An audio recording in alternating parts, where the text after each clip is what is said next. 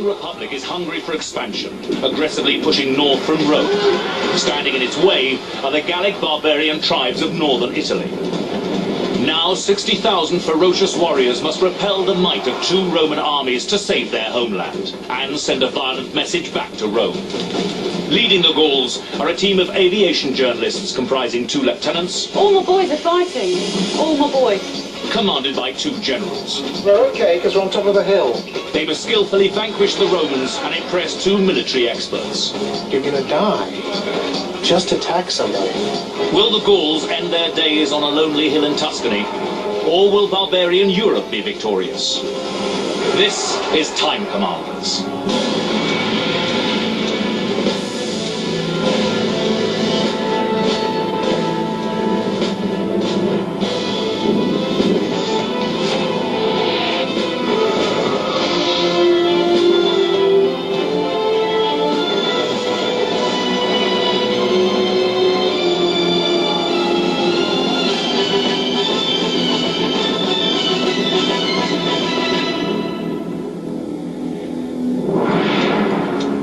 With Eddie Mayer inside the command centre are a team of journalists from Pilot magazine. Nick Bloom, 53, deputy editor, rank general. Dave Calderwood, 50, editor-in-chief, rank general. Trix Triani, 32, art editor, rank lieutenant.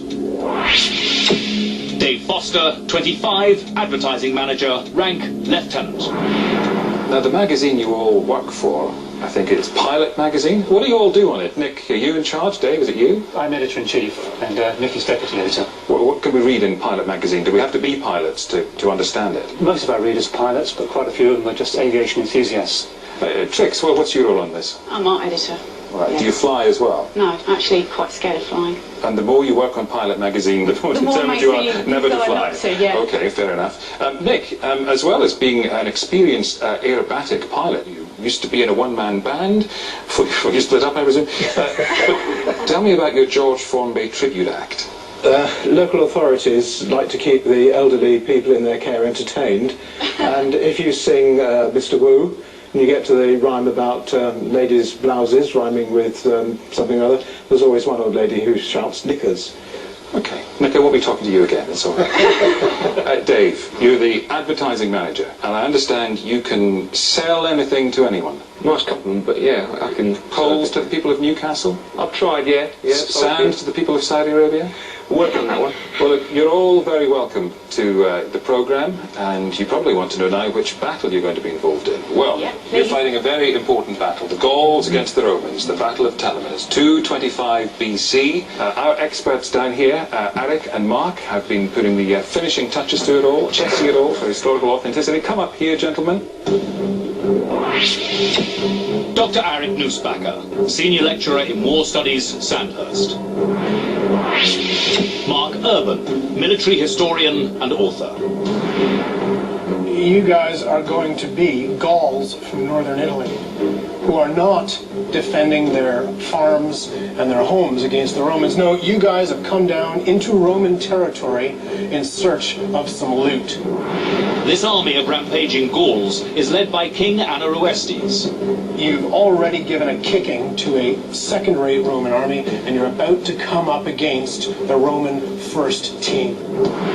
2 legions commanded by consul Regulus have sailed all the way from Sardinia. Now they're marching south to crush the Gauls at Telamon. It's a great trial for you as Gauls.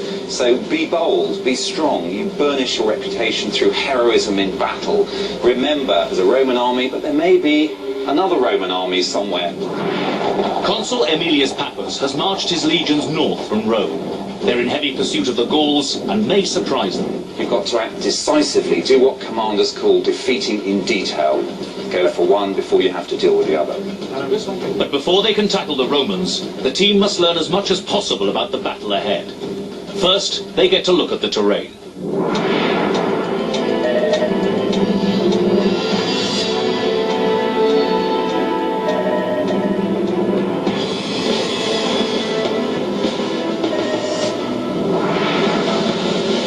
The Gallic troops have assembled in open farmland, sheltered by a large hill to the north.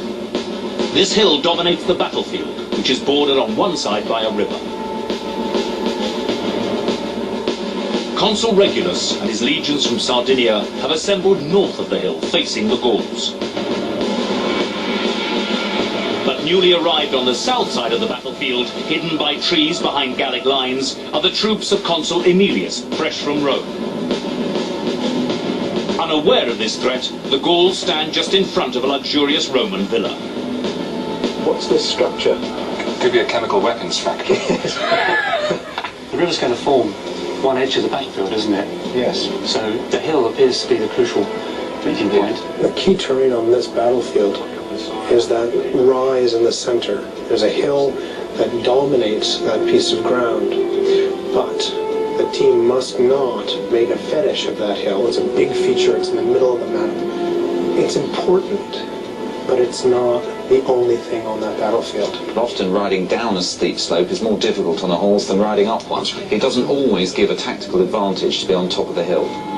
Nick the pilot's navigational skills leave a little to be desired. I can't relate any of this to what I'm seeing on the ground. Now we're out here. We're going all the way around. Fortunately, the rest of the team have a better understanding of geography. We've got our bearings at last. Yes. Do you ever get lost when you fly? Yes, all the time. I have no sense of direction. After a shaky start, Nick and his team must now get to grips with the troops they'll command in battle. The team's army comprises 60,000 Gallic tribesmen, drawn from across northern Italy and southern France. Trix and Dave now command fearsome warriors, deadly mercenary Gaisati, and skilled cavalry troops. But there are other things on General Nick's mind. Can we do anything with this picture? Like what? Like give it more definition by zooming out? Look, You can't. they may take this kind of demand in the old folks' home when you're doing the George Formby stuff, but I'm afraid you have to work with the tools you're given. Okay. Our lieutenants seem to be completely absorbed in being briefed at the moment.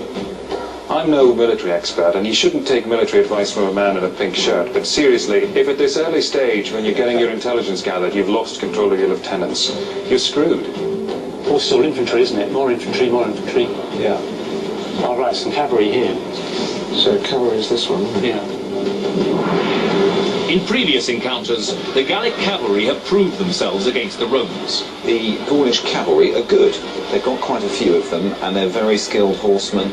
They've got a type of saddle that was copied by the Romans because it allowed for more aggressive military riding. Now, they need to use them to neutralise Roman cavalry and to threaten the Roman flanks. That's the best way to use those forces. If it comes to a frontal fight with the infantry, they've got to hope to intimidate them with these big, naked warriors, the Gaisati. The Gaisati are the ones with the white hair, lime wash. These are wild hillmen, big barbarian guys, and they go into battle butt naked, and all they've got on is a big golden torque around their necks and maybe some big armlets on their upper arms. They're going out there, they're saying, hey, look at me, look at my big barbarian penis, I'm here to kill you. We put some trousers on them so as not to create the shock effect on people at home, but they were going for this shock effect on the Romans. Look at my genitals, I am a barbarian, I'm here to kill you. This is meant to intimidate the Romans. The fearsome Gaisati are controlled by Trix, leaving Dave Foster in charge of the rest of the Gallic infantry. Okay, so give us a rundown on the infantry down You've here. got some skirmishers. You're basically guys with spears. Then you've got 3 units of Gaulic swordsmen, and that's sort of like the Lennox Lewis of the team. Quite hard. Another interesting thing about the Gauls here is they've got this tradition of heroic declaiming before they go into battle.